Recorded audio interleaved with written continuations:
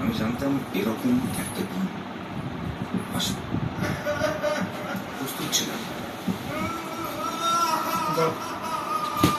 মনে রাখবেন, যে মানুষ বাধ্য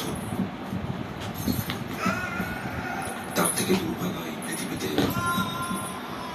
আর কেউ নেই। মানুষকে দিয়ে অনেক কিছুই করিয়ে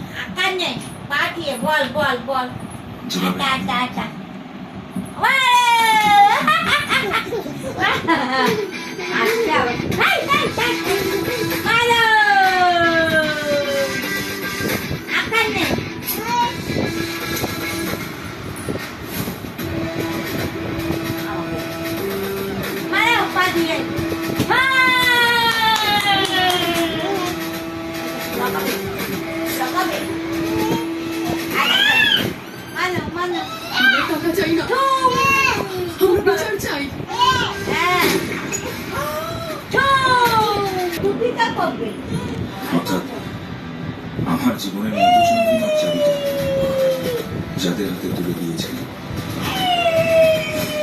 বেঁচে থাকতে অর্ধেক লোক মুখ খুলতেও পারবে।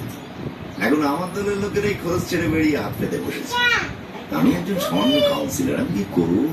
আপনাদের পার্টি ফান্ডে যে এত কাঁড়ি কাঁড়ি টাকা দেওয়া হয়, সেটা দিয়ে চাবুক কিনতে পারছেন না।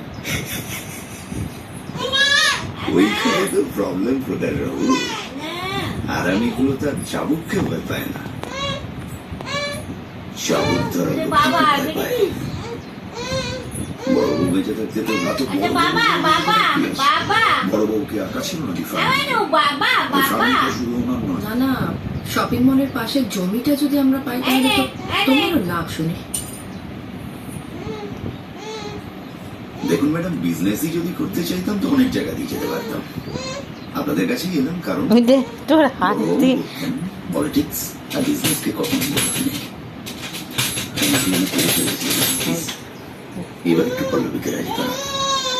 তুমি কাগজপত্র রেডি করো, পল্লবীর সাথে আমি কথা বলছি।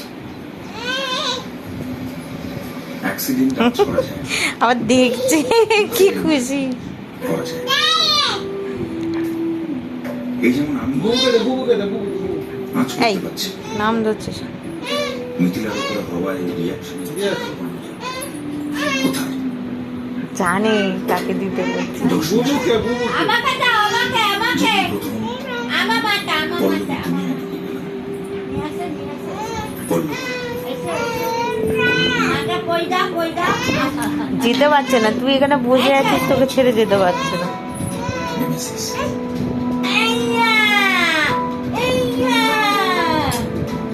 আবার নিয়ে বাবা ফিরে